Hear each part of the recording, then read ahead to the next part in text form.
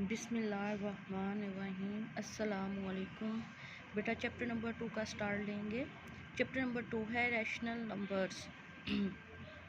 देखते हैं rational numbers क्या है। सबसे पहला जो हमारा टॉपिक है 2.1 वो है rational numbers. In previous class we have learned that difference of two counting numbers is not always a natural number। सबसे पहली बात बेटा जब चैप्टर नंबर 1 स्टार्ट हुआ था और मैंने आपको रिकॉग्नाइजेशन ऑफ सेट्स बताए थे, उसमें मैंने आपको नेचुरल नंबर बताया। नेचुरल नंबर कहाँ से स्टार्ट होते हैं? 1 2 3 सो ऑन, ऐसे ही है ना। नेचुरल नंबर 1 2 3 सो ऑन ऐसे ही बताए थे। उसके बाद देखें, अब आपने वो माइंड में रखना है कि नेचुरल नंबर कहाँ से स्टार्ट होते हैं, 1 से वो कहाँ तक जाते हैं, 1 2 3 सो ऑन चलते ही जाते हैं। अब यहाँ पे कहता है कि हमने प्रीवियस क्लास में पढ़ा कि काउंटिंग नंबर डिफरेंस लें, माइनस करें दो काउंटिंग नंबर्स को, माइनस करें दो काउंटिंग नंबर्स को, तो वो एक नेचुरल नंबर नहीं होता। कैसे नहीं होता देख लेते हैं। 2 में से 4 गए तो 2 आ गया, और बड़ी वैल्यू के साथ जो साइन होता है हमेशा वही साइन आता है। जो बड़ी वैल्यू के साथ साइन होता है हमेशा वही साइन आता है।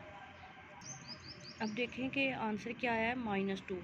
तो बेटा -2 तो नेचुरल नंबर नहीं है। हमने तो नेचुरल नंबर पढ़े हैं 1 2 3 सो ऑन। तो फ़र्क पता चला कि दो काउंटिंग नंबर्स को माइनस करें, डिफरेंस उनका चेक करें तो नेचुरल नंबर नहीं आता। इसी तरह 1 और 5 काउंटिंग नंबर है, 1 में से 5 निकालें -4, तो -4 तो नेचुरल नंबर नहीं है। नेचुरल नंबर्स में तो नेगेटिव नंबर आते ही नहीं है। ठीक है, कहता है इन 1 और 2 से, in 1 and 2 we can observe that -2 -4 are not a natural number। ठीक है, नेचुरल नंबर्स नहीं है। This problem gave us the idea of integers. फिर देखेंगे ये जो माइनस वाले हैं, फिर मैंने आपको सबसे पहले नेचुरल नंबर्स बताए थे, उसके बाद मैंने आपको होल नंबर बताए। जब मैंने आपको होल नंबर बताए मैंने कहा कि 0 से स्टार्ट होते हैं। होल नंबर कहाँ से स्टार्ट होते हैं? 0 से। 0 1 2 3 सो ऑन। ठीक है, देखें फिर नेगेटिव वाले तो ना नेचुरल नंबर में आ रहे हैं और ना होल नंबर्स में आ रहे हैं। ठीक है ना। तो अब फिर ये नेगेटिव वाले कहाँ आती हैं? ये नेगेटिव वैल्यूज़ फिर किस सेट में आती हैं? तब आइडिया किसका आया? इंटीजर्स का, जिसको हम जी से डिनोट करते हैं। तब आइडिया किसका आया? इंटीजर्स का। तो इंटीजर्स में फिर मैंने आपको सेट लिखवाया था इंटीजर्स का, 0 +-1 +-2 और सो ऑन, ऐसे लिखवाया था ना। फिर कहता है now in integers when we multiply an integer by another integer then result is also an integer. जब एक इंटीजर को दूसरे इंटीजर से मल्टीप्लाई करवाते हैं तो वो भी एक इंटीजर आता है। अब -1 इंटीजर है, इंटीजर्स में तो प्लस माइनस वाले सारे आ जाते हैं। जब मैंने माइनस वाली वैल्यू को प्लस वाली वैल्यू से मल्टीप्लाई करवाया तो आंसर -2 आया। तो -2 तो इसमें है। वही बात क्लियर होगी ना आपको कि अगर एक इंटीजर को दूसरे इंटीजर से मल्टीप्लाई करें तो जो आंसर आता है वो भी एक इंटीजर होता है। ठीक है ना। इसी तरह -2 भी इंटीजर, -3 भी इंटीजर, इन दोनों को आपस में मल्टीप्लाई करवाया तो आंसर क्या है? 6। 6 भी तो यहाँ पे 0 +-1 +-2 +-3 +-4 +-5 +-6 +-6 बोल रही हूँ ना, प्लस का 6 सो ऑन चलते जाते हैं। तो देखें 6 भी तो इंटीजर में आ रहा है। फ्रॉम दी अबव 3 and 4, इन 3 और 4 से we can notice that -2 and 6 also integer. ये हमें बात पता चल गई कि ये जो हैं वो इंटीजर्स हैं। But in case of division of integers, जब हम इनको डिवाइड करेंगे, -2/6 करते हैं, -2/6, 2 1s are 2, 2 3s are 6, -1/3 आया, -1/3 आया। तो ये तो फ्रैक्शन वाले तो बेटा इंटीजर्स में नहीं होते, ना वो नेचुरल नंबर्स में होते, ना वो फ्रैक्शन वाले होल नंबर में होते हैं। फिर मैंने आपको ओड इवन का भी कंसेप्ट दिया था, तो उनमें भी नहीं होते फ्रैक्शन वाले।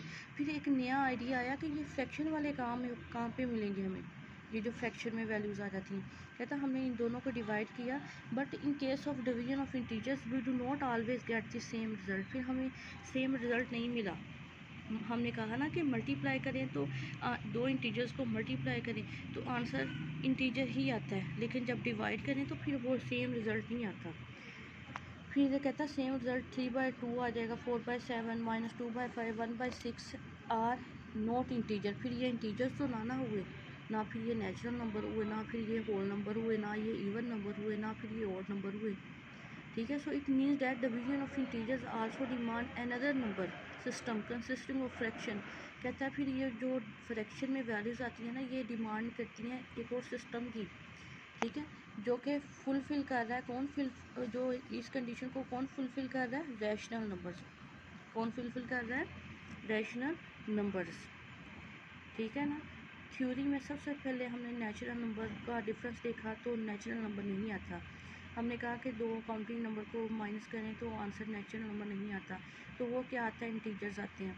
तो इंटीजर्स के बाद हमने उनको डिवाइड करके देखा तो वो फ्रैक्शन में वैल्यूज़ आ रही है। तो फ्रैक्शन का कंसेप्ट हमें कहाँ से मिलता है, रैशनल नंबर से। ठीक है बेटा। अब हम रैशनल नंबर की डेफिनेशन पढ़ते हैं। कहता है number that can be expressed in the form of P over Q, यानी फ्रैक्शन की फॉर्म में हो। कंडीशन क्या बता दी, कहता है ये जो पी है ना और ये जो क्यू है ये इंटीजर से बिलोंग करने चाहिए। किससे, इंटीजर से, यानी जी से बिलोंग करने चाहिए। And q is not equal to zero. कहता है ये जो फ्रैक्शन में नीचे वाली वैल्यू है ना ये ज़ीरो नहीं होनी चाहिए। कहता है ये जो फ्रैक्शन में नीचे वाली वैल्यू है ना ये ज़ीरो नहीं होनी चाहिए। बेटा ऊपर ज़ीरो आ जाए, किसी फ्रैक्शन में ऊपर ज़ीरो आ जाए तो आंसर क्या आ जाता है, ज़ीरो। ठीक है। कभी भी फ्रैक्शन में नीचे ज़ीरो नहीं होना चाहिए। जब नीचे ज़ीरो आता है तो हम आंसर नहीं ले सकते, तब हमारा आंसर आता ही नहीं है। फिर ऐसा आंसर आता है जहाँ तक हमारी अप्रोच ही नहीं होती।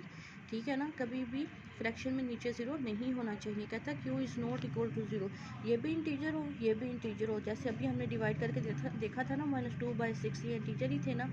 ये भी इंटीजर हो ये भी इंटीजर हो, लेकिन नीचे वाला कभी भी ज़ीरो नहीं होना चाहिए। इस कॉल्ड अ रैशनल नंबर। जैसे 3/2, 4/7, -2 ये सारे क्या हैं, रैशनल नंबर्स हैं। ठीक है। तो एक और डेफिनेशन है, वो थोड़ी डिम है, नज़र नहीं आ रही, देख लें। The set of rational numbers is set whose elements are natural number. Rational numbers में कहता है जो सेट, रैशनल नंबर एक ऐसा सेट है जिनमें कौन कौन से एलिमेंट्स आ सकते हैं, नेचुरल नंबर भी आ सकते हैं, नेगेटिव नंबर्स भी आ सकते हैं, ज़ीरो भी आ सकता है, ऑल पॉजिटिव भी आ सकते हैं, नेगेटिव फ्रैक्शन भी हो सकती हैं। यानी हर तरह के जो है ना, जैसे पॉजिटिव, नेगेटिव, फ्रैक्शन, ज़ीरो, हर तरह के जो हैं वो रैशनल नंबर्स में आ जाते हैं। ठीक है। अब देखते हैं कि रैशनल नंबर को हम नंबर लाइन पे कैसे डिनोट करते हैं। ठीक है। ये नेक्स्ट वीडियो में मैं आपको बता देती हूँ।